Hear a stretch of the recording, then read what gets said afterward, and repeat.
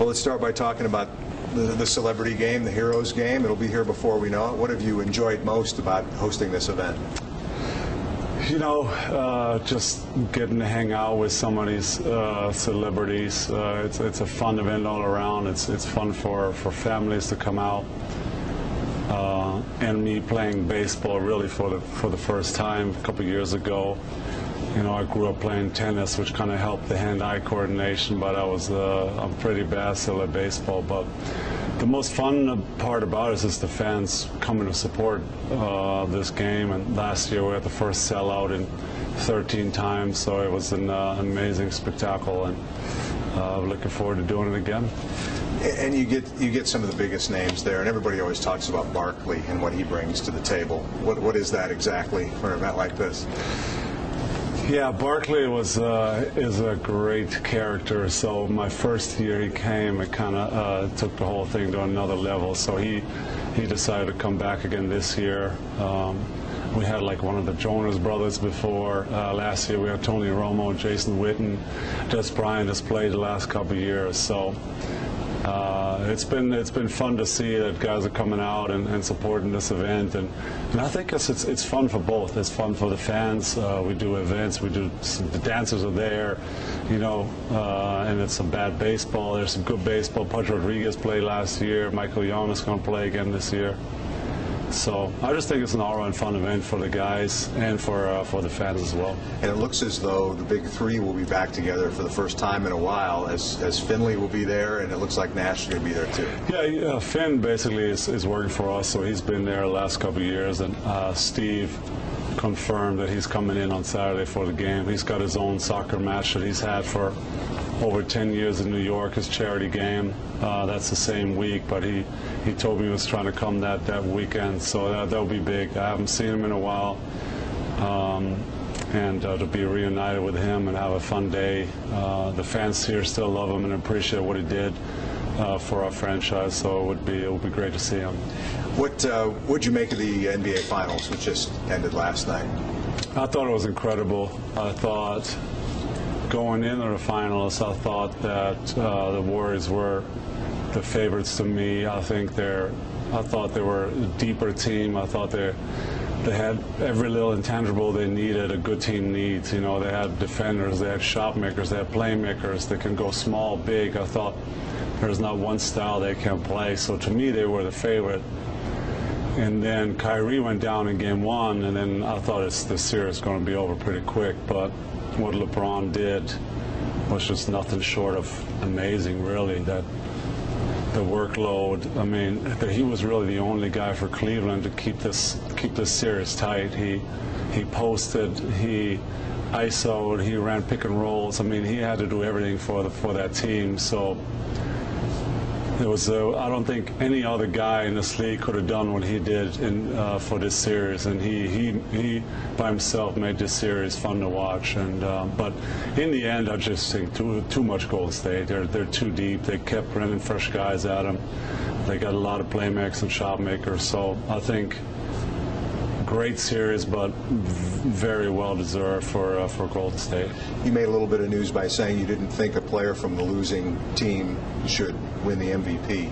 Why do you feel that? I don't know. Ever since I've been a fan of the NBA, I've been 12, 13. I don't think I've missed an NBA final series. I don't think I missed an All-Star game, and never ever growing up in my life has somebody from the losing team won the MVP. So maybe I'm a little bit traditional, maybe I'm old school, but to me it's you know, you got to help your team win somehow if you're the most valuable player.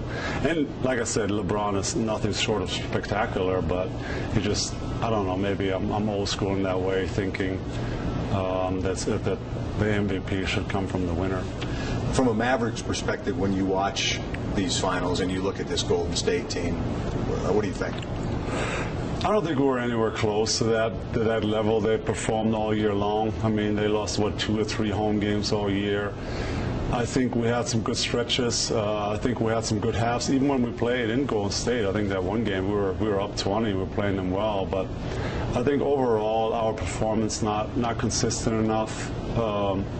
over whole games, over stretches of games, that to really contest the top four. You know, our goal to come in was to finish in the top four so we can have home court advantage, which is pretty big going in the first round. And we just, you know, injuries played a little part, but also never really got some traction going where we ran like 5, 6, 7 games off to really make a push to in the top four. And so that was a little disappointing. And then in the playoffs, I thought we played decent ball here and there. I thought Parsons going out didn't help. I mean, we didn't have enough weapons to contest Houston or really push them to the brink. So without Parsons, it was really hard. You've got a lot of needs to address, obviously, in this offseason. Are you encouraged that can happen and you guys can be a contender here at some point again? Well, you know, if you look at our roster, I think we only have 4 or 5 guys on the contract. So there's going to be a big turnaround again. I think that's part of the excitement that to get some new players in that can play, that can help us win. I think there's some older guys we'd love to keep. I'm not sure what Monte's deal is, whether he can opt out now this week or next week and make a decision what he wants to do. And I'm sure Mark and Donnie would love to keep Tyson. I thought he had a good year. There was a stretch where he had like one double-double after the next. But we know how that works. We know how free agency works.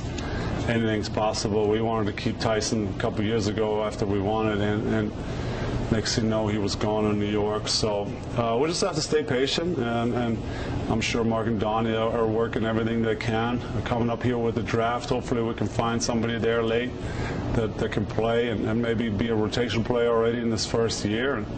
But we need to get better at every position, really. I mean, we from the guard all the way down to center, we can get deeper, we can get better, we can get more shooting in.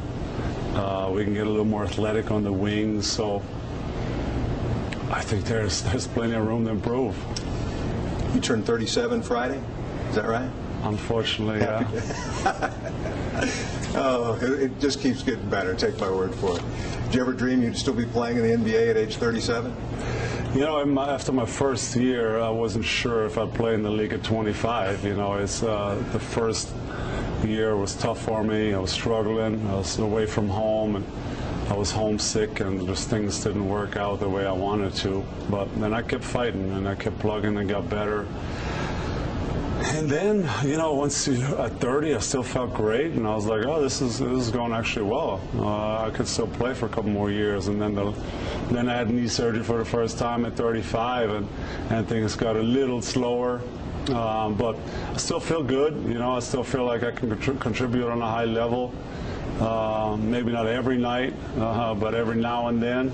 And still have fun. I think the most important part is I still love to compete. I think once that's gone, I might as well go home. I still love to compete against the young guys. I still love to win, love the feeling of winning, whether that's a preseason game or a regular season game. I still have that hunger to win and that drive to win and drive to get better.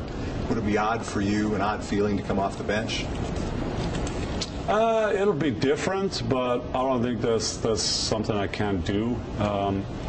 I've did it, I think, my first year in my career, Nelly. I started my first couple of games, and then I fell into this little rookie hole, and then I came off the bench for a long time until the end of the season. That's really the last time I've played off the bench since my first year. But I think I can get used to anything, you know. If that's what it took for this franchise to be better, to compete at the highest level, then that's the role I'd love to take. So hopefully that'll be something we have to discuss this summer. If we get that good, and we have a bunch of players and on the front court that are really, really good, then if that's something we need to discuss, then I'm more than willing.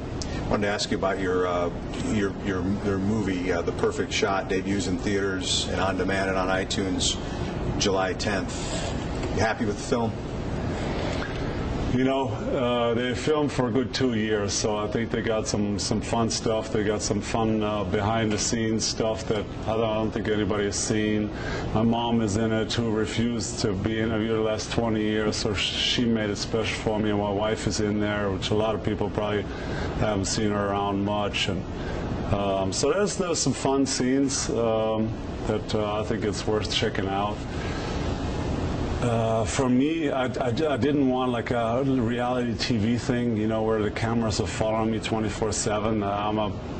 I hate reality TV, if I want to say it like that. So the way we did it, you know, they gave me some space, then they came for like a week, we filmed a little bit, then they left me alone again for a month where I can breathe and enjoy my life, and then they were back. So I think that concept worked for both sides, and I thought we made an interesting film, and people should check it out and see what they think. You enjoy a lot of aspects of entertainment. Everybody knows that. You're into music. You're into films. We just had a couple of video clips we're going to use in this piece, and I want to ask you about your participation. Your guest spot on the Cleveland show, where you lent your voice to that. What was that like? That was actually funny. I didn't know much about the Cleveland show at the time. And I think we did it here during a little break we had. It wasn't maybe even All-Star break, I can't remember. But I went to some studio here. It was in Dallas, and we had them on the phone, and they were kind of walking me through, because obviously I've never seen the show. I didn't really quite know how to act or what to say. So they were on the phone talking in my ear, okay, do it like this, but do it a little different, do it your voice higher. So I had to, like, for a half hour, I had to act like a donkey in there in the studio. And but I love it. I love making fun of myself. I love having fun all the time, and that was just something that fit right in. And of course, we all know Dirk the singer. You're a musician, but you'll sing occasionally. I guess we have a clip of you singing "Mamas, Don't Let Your Babies Grow Up to Be Cowboys" here on the big screen. Is that a proud moment for you? Yeah, you know, I try to sing a lot. I'm actually in the shower. I practice all the time, but it's just. I don't think my voice is really made for singing. It's really deep and off tone, but I love singing. I love music a lot. I grew up listening to a lot of music, going to school and going back. So that's a big part of my life. But I'm not very talented in making music myself. A couple of final things. How has being a dad changed you? I just think your responsibilities change a little bit off the court. You know, I almost want to say, like, when you're single or when you're just married, you don't have kids, you're a little selfish with your time. You know, you can do whatever you want. Okay, I go to the movie now, I go to dinner now, I take a nap now. All these things are different now. I think you're basically on the kid's schedule, and it's sometimes challenging, but it's also very fun. I mean, the little one is just a couple months old, so but the big one is just so much fun now. She's almost 2. She's running around. We're raising her on 3 languages, so she's trying to run around and getting confused and trying to talk 3 languages, and it's a blast. So I'm really enjoying it, but sometimes it's also a challenge. Which language does she speak most frequently or best? Well, I think it's English, because, you know, me and my wife, we speak English together, so she hears English all day long. And so then when we talk to her individually, my wife talks Swedish to her, I talk German to her. But since English is what she hears all around her, when we go out everywhere, all the friends, everything is English. So I try to talk to her in German, and she'll speak back in English, and then I'll feed her some more German words, and she gets a little confused. But it's definitely a blessing. Do you speak Swedish? I don't. So when my wife talks to her, she can be talking crap about me that I don't understand. So I gotta file up on my Swedish. Real quick. Just a few quick hits. You know, just a few words. Best concert you've ever seen? That's hard. You know, I love music. I'm really mad I missed the Stones the other day in the Cowboys Stadium. I missed out. I don't know. I want to say Jay-Z and Kanye West were here together. That was incredible. Favorite TV show? You don't like reality TV. We established that. Yeah, Favorite TV show? Actually, my wife has me watching Scandal at the moment, and I actually don't mind it. All right. It's not on Fox, so we won't use that. Oh, okay. No, I'm kidding. And if you could meet one musician whom you've not yet met, who would that be? I mean, I'm a big Stones fan, so I'd have to say Mick Jagger. He's, I don't know, just the entertainer he is, and to do it at whatever at 75 is incredible. So I'd love to meet him and shake his hand. Is that like an NBA player playing at 37? A rock? Close, maybe 40, because rocking the stage every night at 70 something, that's pretty impressive.